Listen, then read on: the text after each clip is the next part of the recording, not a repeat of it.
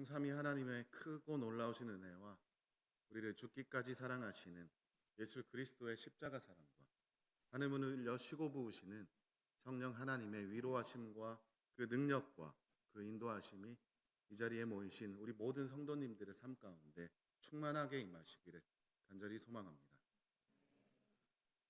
길을 잘 못 찾는 사람들에게는 길치, 음을 잘 못 맞추는 사람들에게는 음치, 박자를 잘 못 맞추는 사람들에게는 박치라고 합니다.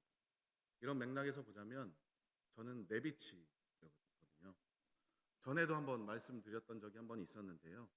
저는 내비를 켜고 가면서도 빠져야 될 길에 빠지지 못하는 적이 굉장히 많습니다. 그래서 옆에 있는 사람한테 빠질 때가 되면 꼭 얘기 좀 해달라고 많이 이렇게 얘기를 하곤 합니다. 사실 저희 아내가 별로 화가 없는 편인데요. 제가 얼마나 놓치면 옆에서 그렇게 화를 냅니다. 오빠는 내비를 켜고도 그것도 못 가냐고. 왜 내비가 우회전을 하라고 하는데 직진을 하냐고. 이렇게 말을 하면서 저를 답답해하고 굉장히 이상하게 봅니다. 그나마 제가 이렇게 매력이 좀 넘치니까 이 정도지. 다른 분이었으면 아마 난리가 나도 몇 번 났을 겁니다. 어쨌든 뭐 이렇게 아내는 짜증을 내도 내비는 한 번도 저한테 짜증을 낸 적이 없습니다. 그냥 이렇게 말해요. 경로를 재탐색합니다. 아무리 제가 잘못된 길을 가도요. 이 내비게이션은 항상 화를 한 번도 내지 않고 다시 길을 찾아줍니다. 심지어 그 잘못된 길, 그 길 위에서 가장 좋은 길을 찾아줍니다. 10번, 100번, 횟수에 상관없이 말입니다. 여러분, 하나님도 마찬가지입니다. 우리의 삶의 주인이신 하나님께서 우리가 인생의 방향을 잘못 잡고 우리가 아무리 잘못된 길로 간다고 할지라도 우리를 책망하지 않으시고 우리 인생의 경로를 다시 찾아주십니다. 항상 우리가 있는 그 자리에서 가장 좋은 길을 묵묵히 제시하시고 만들어 가신다는 겁니다. 마치 토기장이가 잘못된 그릇을 자신의 뜻대로 다시 빚어나가는 것처럼 말입니다. 여러분, 우리 옛말에 백문이 불여일견이라는 말이 있습니다. 하나님은요, 예레미야에게 말씀보다 내가 너희를 어떻게 빚어가는지 눈으로 보게 하셨습니다. 그래서 보내셨어요. 2절 말씀입니다.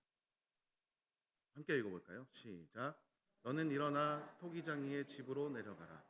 내가 거기에서 내 말을 내게 들려주리라. 예레미야가 토기장이의 집에 가서 본 장면이 무엇이었습니까? 열심히 그릇을 만드는 그런 모습이었어요. 그리고 여기에 보면 농로라고 나오는데요.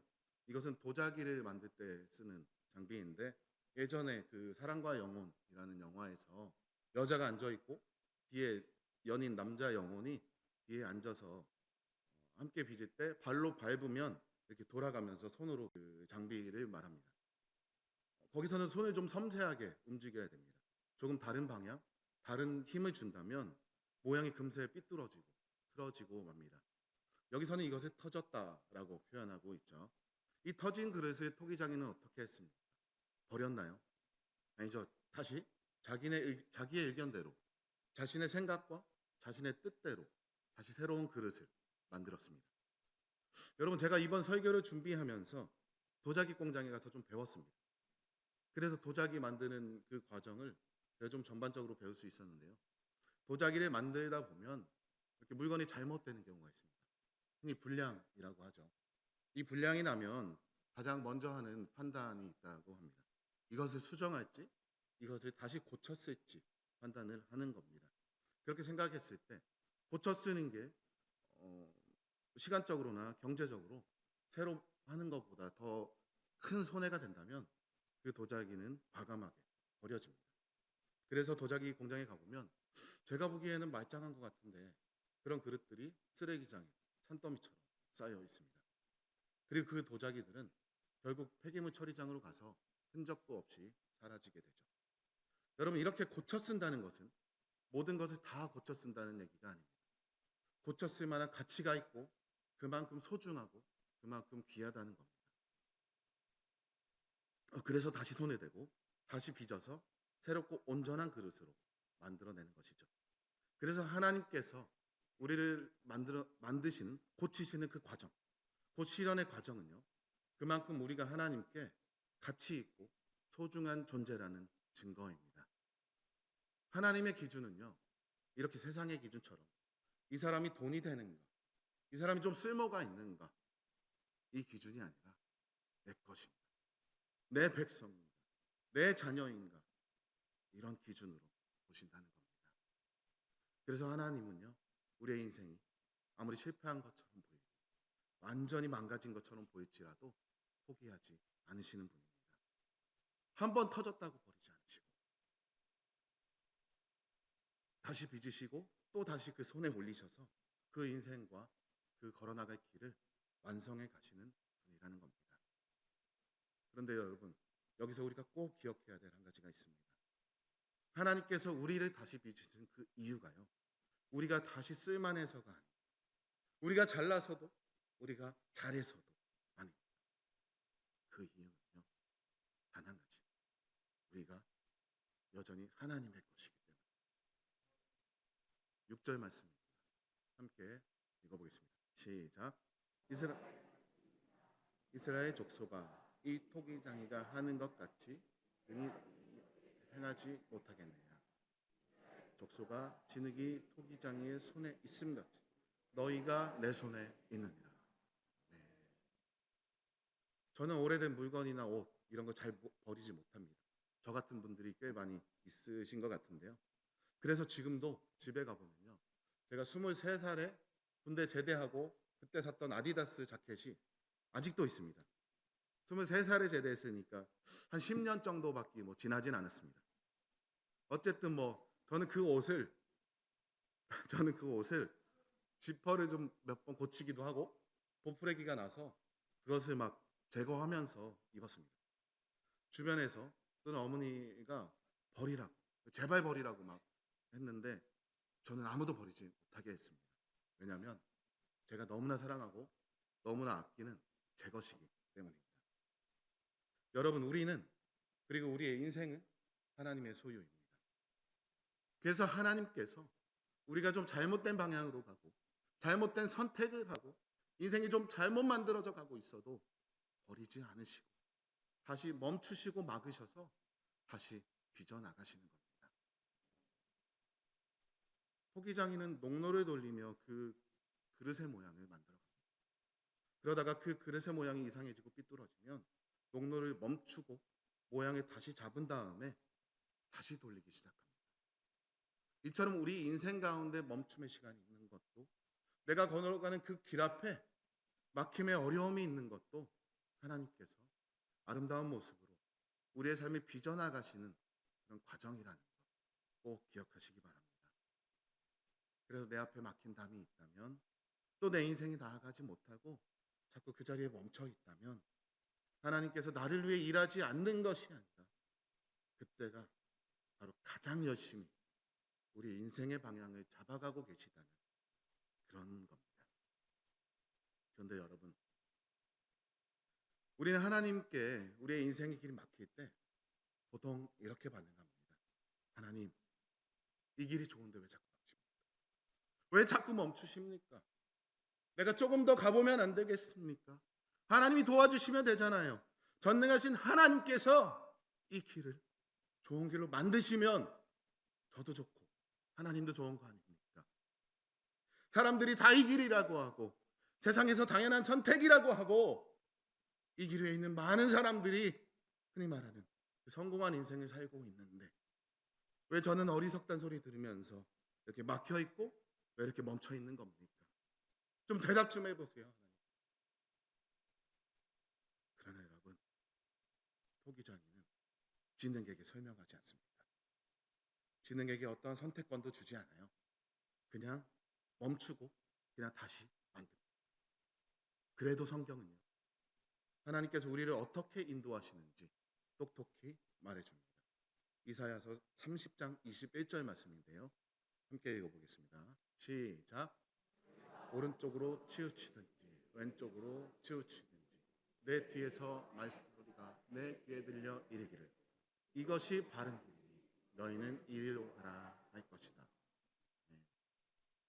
여러분, 이 말씀은 이스라엘 백성이 좀 길을 잃고 잘못된 길을 가고 엉뚱한 방향으로 치우친 상황에서 하신 말씀입니다. 그들은 당시 하나님을 신뢰하지 못했고 애굽을 의지했습니다.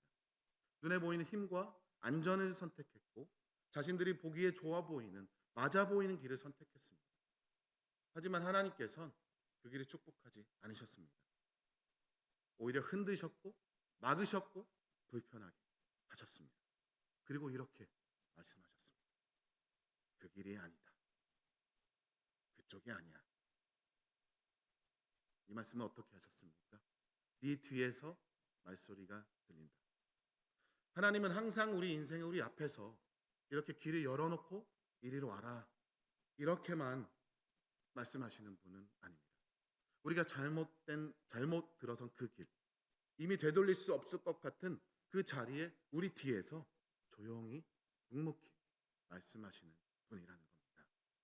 하나님은 우리가 우편으로 치우치든지 좌편으로 치우치든지 이미 많이 돌아와 있든지 상관없이 그 자리에서 가장 좋은 길, 가장 안전한 길로 인도하시고 만들어 가십니다. 그래서 하나님의 멈춤도 우리 인생의 실패가 아니라 하나님의 주권의 역사인 겁니다. 그래서 멈춤이, 그래서 막음이 은혜인 겁니다. 여러분, 제가 이 설교를 준비하면서 말씀을 묵상하는 가운데 하나님께서 강력하게 주신 마음이 있습니다. 그건 바로 내 모든 것은 하나님의 것이다. 더 나아가 온 세상의 주권은 하나님께 있고 하늘과 땅 가운데 하나님의 것이 아닌 것은 단 하나도 없다라는 겁니다. 욥기 21장 22절 말씀을 제가 굉장히 좋아하는데요. 하반절 말씀에 보면 주신 이도 여호와시고 거두시는 이도 여호와시다라고 나와 있습니다. 여러분, 사진을 한 장 볼까요? 이 아이들은 저희 아이들인데요. 저는 꼴통이라고 말합니다. 일을 참 많이 벌려서 너무 스트레스를 받고 매일 혼냅니다. 근데 제가 왜 이 아이들을 혼내고 막 스트레스 받으면서까지도 계속 화를 내는 걸까요? 사진은 내려주셔도 괜찮을 것 같습니다. 바로 제 아이들이기 때문에 그렇습니다. 제 아이들이니까 그냥 넘어갈 수가 없는 겁니다. 제 아이들이니까 바르게 자라기를 바라는 겁니다. 하나님께서 맡기신 제 아이들이니까 지금은 혼내서라도 바르게 잡고 싶은 겁니다. 저는 사업체를 꽤 오랫동안 운영했었습니다. 근데 처음 오픈할 때부터 한 번도 제 것이라고 생각해 본 적이 없습니다. 하나님 앞에 기도하며 하나님의 것이고 사장님은 하나님이고 저는 그냥 직원이라고 늘상 고백했습니다. 그래서 회사가 좀 어려워도 좀 흔들려도 하나님께 기도하며 항상 맡겼고 마음이 편안했습니다. 이렇게 기도했어요. 하나님께 세우신 기업 하나님 뜻대로 해주십시오. 지금 힘들고 어려운데 하나님께서 일하시면 뭐든지 되니까 하나님 믿고 풍성하게 세우시든지 어렵게 하시든지 순종하겠습니다. 혹 망한다 할지라도 감사하게 받아들이겠습니다. 사실 그럴 것이 제 처음에 시작할 때 돈이 하나도 없었습니다. 진짜 영혼 하나도 없었는데요. 근데 하나님께서 정말 놀랍고 신기할 정도로 사람을 붙이시고 경제적인 부분도 풍성하게 채우셔서 시작할 수 있게 하셨습니다. 그래서 저는 또 이렇게 고백했어요. 주신 분도 하나님이시고 거두신 분도 하나님이시다. 원래부터 내 건 하나도 없었고 아무것도 없는 것이 내 모습이고 그것이 본전이다. 그리고 언제든 걷어가시는 게 하나님 뜻이라면 저는 감사하게 순종하겠다라고 이렇게 한 번도 그 마음이 변한 적이 없습니다. 물론 근심 걱정이 아예 없었던 건 아닙니다. 근데 이런 제 신앙의 고백이 저를 여기까지 올 수 있게 했었던 것 같습니다. 여러분, 자녀가 힘들게 하고 내 인생이 고되고 힘드십니까? 그건 내 인생이고 내 자녀가 내 거라고 생각했기 때문에 그런 것 같습니다. 하나님의 것 하나님께 맡기십시오. 내 눈에 좀 불안하고 내 생각처럼 안 돌아가는 것처럼 보일지라도 온전히 하나님께 믿고 맡기십시오. 내 인생도 내 가정도 내 자녀도 다 하나님의 소유이기 때문에 하나님은 절대 포기하거나 버리시지 않고 끝까지 고치시고 다시 빚으셔서 가장 빛나고 아름다운 인생 바꾸실 겁니다. 사실 여러분, 이 시간 다 잊어도 괜찮습니다. 하지만 한 가지 꼭 기억하실 것은요, 내 삶에 내 것은 하나도 없다는 것. 모든 것이 정말 내 호흡까지도 하나님의 것이라는 사실입니다. 그렇게 하나님께서 내 인생을 멈추게 하시고 막으시고 다시 빚으시는 이 모든 순간이 나를 버리기 위함이 아니라 결국 더 아름다운 그릇으로 완성하기 위함이라는 것을 말입니다. 사랑하는 성도 여러분, 우리 인생을 돌아보면 막히는 순간들이 자꾸 반복됩니다. 계획됐던 길이 계속 막히고 분명히 최선을 다했는데도 자꾸 돌아가야 하는 그런 상황들이 생깁니다. 그런데 우리 하나님께 이렇게 물을 거예요. 하나님, 왜 이렇게 막히는 겁니까? 왜 이 길을 열어주시지 않습니까? 왜 자꾸 내 인생을 멈추시는 겁니까? 우리의 이런 답답하고 가슴 아픈 기도에도 하나님께서 항상 즉각적으로 답을 주시는 것 같지 않습니다. 하지만 여러분, 오늘 우리가 기억해야 할 은혜는요, 우리 인생에 찾아오는 이 막힘이 반드시 나쁜 상황이 아니라 하나님께서 우리의 방향을 잡고 계시는 공사 중일 수 있다는 사실입니다. 하나님의 그 막음은 거절도 아니고 포기도 아니라는 겁니다. 방향을 새로 잡으시는 은혜의 손길입니다. 마치 냇가에 우리가 돌둑을 쌓아 물의 흐름을 이렇게 인도하듯이 하나님은 막으심으로 길을 만드시는 분입니다. 물이 자유롭게 흐르는 것 같지만 사실 돌둑에 의해서 그 방향이 결정되기도 합니다. 그대로 두면 범람해서요, 모든 것을 망칠 수 있지만 우리가 돌둑을 바로 쌓는다면 그 물은 생명을 살리는 길로 흐르게 됩니다. 그래서 우리의 막음은 잠시 이런 시련의 시간일 수 있지만 이 하나님의 막음은 섭리이고 아름다운 일하심의 시간이라는 거 꼭 기억하십시오. 가끔 우리가 과거를 회상하면 그렇게 생각할 때가 있지 않습니까? 아, 내가 그때 대학에 합격했었더라면, 내가 그 시험에 붙었었더라면, 내가 뭐를 이렇게 했었더라면. 여러분, 사실 그때는 막힘이었지만 지금 생각해 보면 우리를 이 자리에 있게 하신 하나님의 인도하심 아니었습니까? 우리 인생이 다 그런 것 같습니다. 계속 막히는 그 자리에서 하나님은요, 우리를 외면하시는 것이 아니라 오히려 우리 인생을 빚고 만들고 계셨습니다. 사랑하는 성은 가족 여러분, 오늘 여러분의 인생에 막힌 길이 있습니까? 반복되는 실패와 지연의 시간이 있습니까? 그래서 너무나 힘들고 어려운 시간을 보내시는 분들이 있습니까? 그렇다고 너무 낙심하지 마십시오.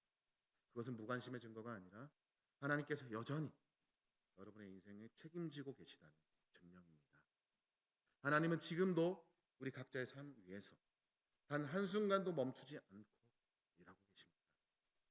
하나님은 우리 인생의 공사 중입니다. 그 공사의 끝은 반드시 하나님께서 예비하신 가장 아름답고 선한 길이 기다리고 있고 열릴 줄 믿습니다. 우리 모두 이런 믿음 붙들고 올 한 해 하나님의 일하심을 기대하고 신뢰하며 그 감사와 은혜로 살아가시기를 간절히 소망합니다.